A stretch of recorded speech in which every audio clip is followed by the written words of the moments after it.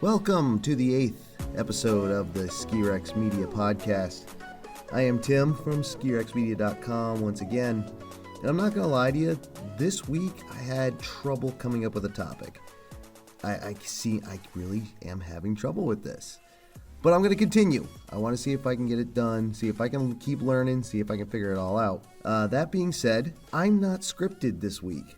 If you've listened to the past 7 episodes, it might sound like I'm reading from a script, and the reason is because I am. I usually type up something, read it, record it, try and edit it the best I can. So some of it also sounds like I'm reading it, some of it also doesn't sound very fluid, I guess you could say. It doesn't sound like it flows. So this week, I'm going to just riff again. I did that a couple episodes ago. I told a story. Was it 2 episodes ago? It might have been 2 episodes ago that I told a story of my worst injury and why karma is a real thing, or why I believe karma is a real thing. This week, I want to talk about something. I don't know what made me think about it. It's something that I've had to deal with before, kind of in debate situations, and even arguments, actually. I've gotten into arguments over this. I was thinking about when people have said, I'm not a real skier or ski fan. People have said that. People have called me a straight-up poser. People have said that I don't know what I'm talking about. People have said that I'm not a real skier. I don't know if any of you have ever come across this, had to deal with this. It usually comes from, it's arrogant people. It's very arrogant skiers and riders who do this, and I typically let it go. I typically just walk away from them, like, whatever, dude. Think what you want. Have a nice day. I'll see you later. But there are times when you get into it with people. So let's talk about that a little bit. First, these people are typically one of maybe a couple of groups. The first group that comes to mind are the real elitists, the ones who believe that skiing is a rich man's sport or rich woman's sport or rich person's sport. The elitist skier. Now, I've had friends who are in that group. I really have. I've known people who ski just for the money. Not that they make it, but they spend it. And I know skiing and riding are expensive sports. But these people think that if you're not, into the luxury aspects of skiing, you're not a real skier, which is absolutely hysterical to me because there are far more skiers out there, skiers and riders, that don't fit that profile. There are so many more skiers and snowboarders that are just typical everyday riders, man. You go up to the hill, you buy your ticket, take the runs that you could take, and that's it. You don't have to be in the chalet. You don't have to be popping bottles of Dom and Chris and all this other stuff. You just ride for the fun of it, and then that drops down to the ski bums. These guys who are living that dream, who are out there every day, all year long, 365 days a year. They're up there finding the smallest patch of snow they can at the highest elevations they can. And I love you guys and gals, man. I really do. There are days I wish I could do it with you. I do have other interests outside of skiing. Not that I let that be known often, but I do have other interests. But I would like to ski out there with you in the middle of summer, except that I can't. Not only do I live in New England where we don't typically have snow year-round, but once I get above a certain elevation, I get the elevation sickness. So if someone wants to come at me and say I'm not a real skier because I get sick at 9,000 feet, let them. I'll tell them all about themselves. Anyway, the point is there is that first group that's the elitists. And the second is the arrogant guys who kind of come from the ski bum world. That's right, I'm saying that some ski bums will call someone a poser if they don't ski like them. Now, let me tell you what I mean about that. I have come across people who I've told that I have never been backcountry and big mountain skiing. I just haven't. I grew up in New England. I ski the East. We do have a backcountry scene. Lord knows it's not as prevalent as it is out west. I'm talking the Rockies, California, Wyoming, these places. We just don't have the backcountry scene that we do, that those who live out there do. And we don't have the bigger mountains. We don't have the high elevations here. Now, the reasons I haven't gone out to, like I said, Colorado, Wyoming, Utah, these places, California, I just haven't. Life gets in the way. I let life get in the way. It's my own fault. Never did it. Will do it one day, maybe. Again, the altitude kind of sucks, for me anyway. But there have been people who have come east, and I've run into them, while I was working at Mount Snow after the fact, that said, "What? You've never done that? You're not a real skier then." And I said, "What? How can I not be a real skier? I own my own equipment. I have my pass. I know how to dig my car out of a snowbank if I dump it in because I don't roll four-wheel drive." I was like, how can I not be a real skier, man? Like, especially in my ski mountain days when I was working for a ski mountain. I skied more at that time than I had, since then. When you have that work pass, of course you're working and you that takes up a good amount of your time. But if you have the right job, all right, for instance, the last year I worked at Mount Snow during the American Skiing Company days is when the American Skiing Company put up all the Summit hotels. And most of them have Summit in their name, and Mount Snow was the Grand Summit Hotel. Well, no, Killington was Killington Grand, I believe. Anyway, they put up these big timeshare condo type hotel things. I worked in the kitchen of the restaurant there. And I didn't have to go to work until 2 o'clock. So I could get up, as early as I wanted, be out on the hill all day, work until 10, 11 o'clock during the week, because some of my work, I worked 5 days a week, some of it was midweek. During midweek, that closes down at like 10 o'clock, 11 o'clock, I'm back home by midnight, in bed by 12:05, and I'm up. At that time anyway, I could be up with the sun and back out on the mountain and skiing the next day. I skied damn near every day of the winter of 98 and 99. Damn close to every day. I mean, there was that one time I locked my keys in my car and had to wait for the locksmith, so I didn't get to ski that day. But aside from things like that. Anyway, you say these things to these people, say, well, you're not a real skier. Well, I ski just as much. I have the same technique. I was a Type 3 skier, could ski any terrain I wanted. But they'll still call you a poser if you haven't been to a big mountain, if you haven't skied a 14er, if you haven't taken a helicopter. There are actually people in the skiing and riding world who can't figure out that we're all part of the same group, man. And I'm not trying to be too preachy on the peace between all of us, but it really gets to me sometimes when someone calls me out like that.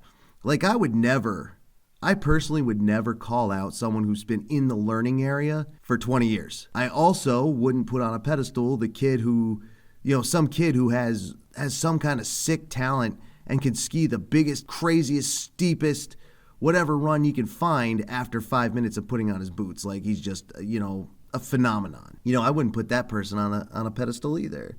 We're all the same type of people. We all like to be outside. We all like to ski. There's just something about skiing, downhill skiing. And I'll even add the other skiers to that. The cross-country people, any type of skiing, any type of winter sport, as a matter of fact. If you want to add snowmobiles to that, that's fine too. They go out in the same areas. And usually the snowmobile is a function of getting to the top so one can ski down. I just don't understand how people could call you out for not being the same. Just because of where you haven't been. Like I said, I've skied the East. I've only skied the East from Pennsylvania all the way up here to Vermont. I've skied only there. And people say, well, that's not real skiing. And I was like, well, I don't know, man.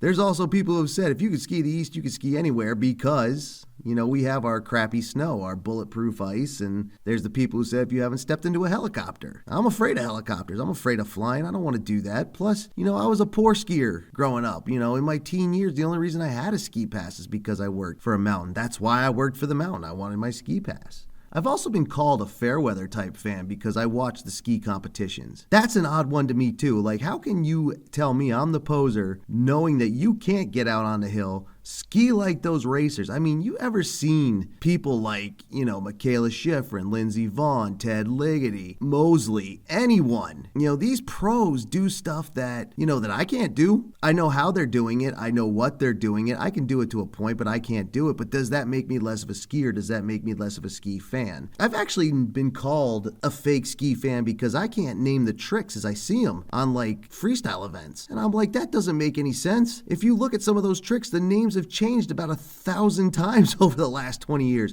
I'll take that into snowboarding and skateboarding. Skateboarding, I've watched some skateboarding competitions recently, and I can't remember exactly, but there were some tricks being, listed off, and how, trick names are just these crazy names, which is fine. It's just that, when I was young, I saw a trick, it was one name, and now it's another. And also, it's not easy to count those rotations, especially when someone's inverting at the same time. It's a pain in the ass, but I've been called a faker because I can't do it, and I just don't get it. And I can tell this is becoming kind of a rant. Even just listening to it now, I'm not even sure if I've gone in one straight line. I may have taken a couple lefts and rights. So I hope you're able to keep up as you're listening. What it really comes down to is that and I started to say this, and I'm sorry I got off track. This is why I script things, so I can think it all out, plan it all out, and I don't get off track. The thing is that we're all fans of skiing if we do it. I don't care if you ride once or twice a year when you can get out of the city to come up here and ride for a few days. I don't care if you're out there 365 days a year. I don't care if you haven't gotten out of the Learning Center in 20 years. I don't care if you can ski down the biggest mountains in Colorado. I don't care if you jump in helicopters or jump out of helicopters or whatever.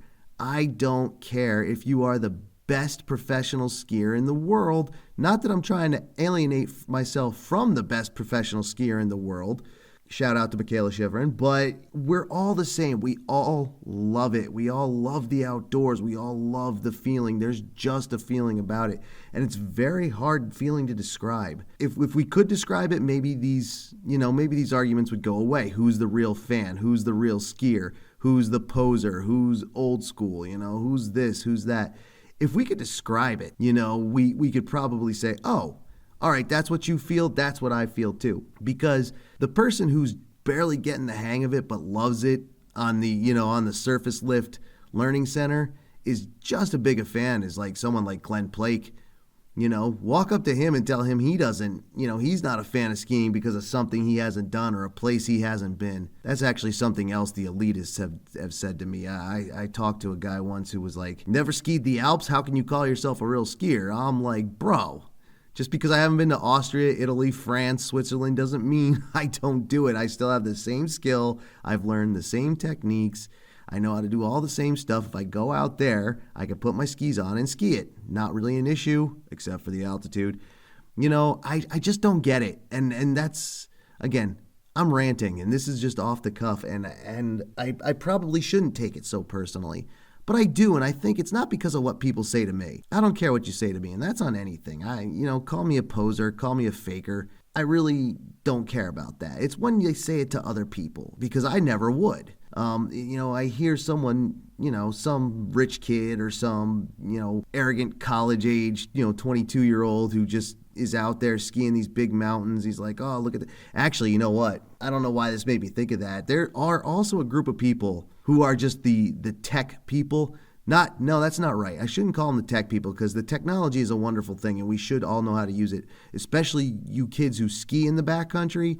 You need your technology. It could save your life. But there are those who will buy the beacon, buy the airbags, buy the the breather system, get the best pair of backcountry wide powder skis they can have. Call me a poser, and these suckers have only used it once. That does happen. I'm not even kidding you. It's ridiculous. But it's hysterical when you find this stuff out because someone's talking shit and you're like, are you kidding me, dude? You don't even go out on the hills I go out on. I think that's hysterical.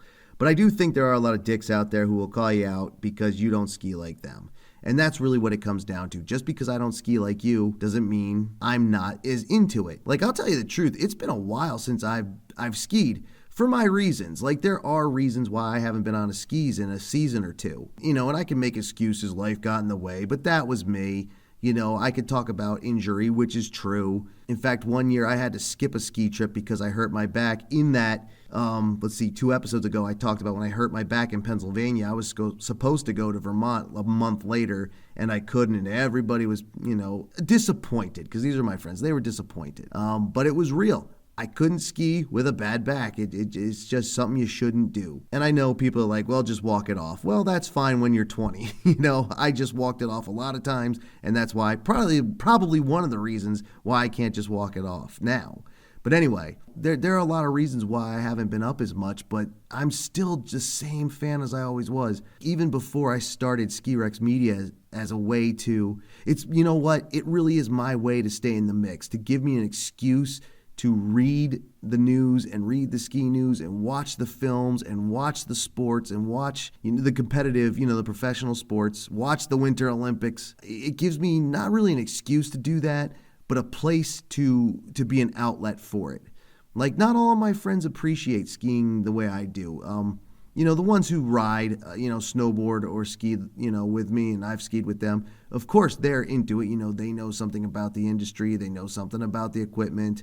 I still have a friend who's bugged me the last 2 seasons. We got to go up to Tuckerman. We haven't. So I have friends who are out there who are just like me, who love it, but I don't have to be in it. I guess one of the things you could do, and if you ever get called out on this same stuff, if someone says, oh, you're just a resort skier, well, you're not a real skier because you don't go under the rope and out into the backcountry.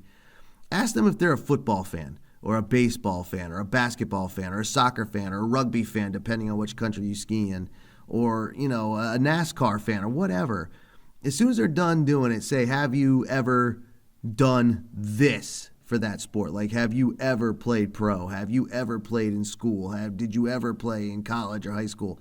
Did you ever, just go to a racetrack and rent one of the cars and drive it? And if they say no, then call them out. Say, well, what kind of fan are you? And then they start to realize, all right, maybe they're full of it. But then again, they might not. Maybe they're just an asshole and they just don't care and they're just going to call you a nobody. I will say, though, before I get too much deeper into it, that those people are in the minority. Not everybody's going to do that. Generally speaking, people are nice people, and especially in our sport, Skiing and riding are definitely laid back kind of sports, although they do get extreme. People do tricks. They go up in the back, the back country. People are chilled the hell out, man.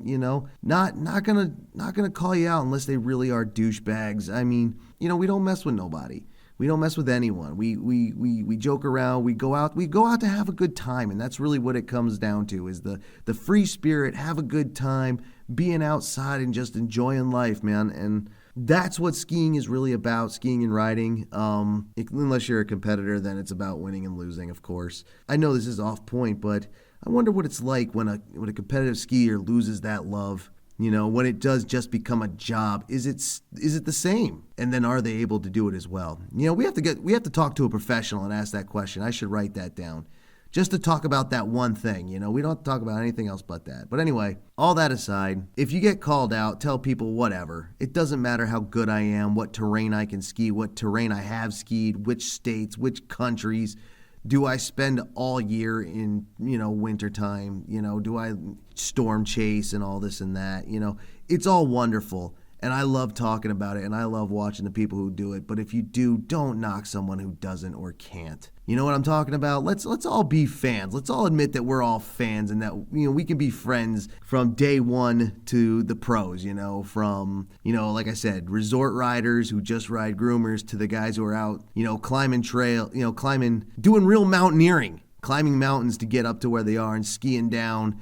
And they have ropes and picks and all this other stuff, real go-getters who go up there. We're all the same. We all share the same vibe. We all share the same love, and that's what we're here to do. And I think that can be rant over. I know I've been going for about 20, 25 minutes, so I'll call it at that. Once I edit it down, believe me, it'll probably be less than 20 minutes, which will probably be better for you. I know some podcasts go for an hour or more. I'm trying to keep mine between 10 minutes and a half hour so you don't get bored, especially since I'm still learning how to do this. Listen to all my stutter stops, and my quick speaking and all this, and my bad editing and all that. But thank you for listening. If you did, if you agree or disagree or have something to say about this, drop me a line. skirexforever@gmail.com, SKI, the number 4, EVER, skierexmedia@gmail.com. It's in the description, no matter where you find this, whether you're listening on Spotify, iHeartRadio, the Buzzsprout site, listening from the Buzzsprout player on the skierexmedia.com main page, or if you're listening to it on the YouTube audio-only videos. I know that's kind of a stupid thing to say, but I post it on YouTube audio only. It's in the description. You can go to, well, the contact info is in the description, the skierexforever@gmail.com, the Twitter and Facebook page at skirex on both at skirex media. Excuse me. And again, because I'm making the mistake, look down in the description, and the description carries across to all those platforms. Take a look, drop me a line. If you agree with this, if you don't agree with it, if you have a story about it, and you want to tell it, you know what? I'll revisit the topic. I can read what you wrote. If you want to write me an email, I can read it. If you want to come on and do the podcast with me, I'm sure there's a way. It doesn't take a lot of technology. I have a laptop and a really good internet connection. I'm pretty sure we can get something done via Skype, via Discord, via whatever. All right, so drop me a line. I like the interaction. I want the interaction. I want to be a community. I want my pages, what I write, to be community oriented. As I was saying, people call us out for not being as big a ski fan or being a bigger ski fan when we're all part of the same ski community. We have all the same wishes and dreams and all that. So check the description, drop me a line, go to skierexmedia.com, subscribe there. Subscribe to the podcast, whichever platform you're using to listen to it. Go ahead and follow me on social media, the YouTube, the Facebook, the Twitter, at skierexmedia. I think that's everything. Enjoy the rest of your Wednesday if you're listening to this the day it came out. If not, enjoy whatever day, time you're listening to it. Thanks for listening to it. Again, I'm trying to get better. I almost think that just riffing off the top of my head worked better than scripting because I don't sound like I read it. And I've probably edited out all the dead air and the swallows and anything else, the coughs, whatever.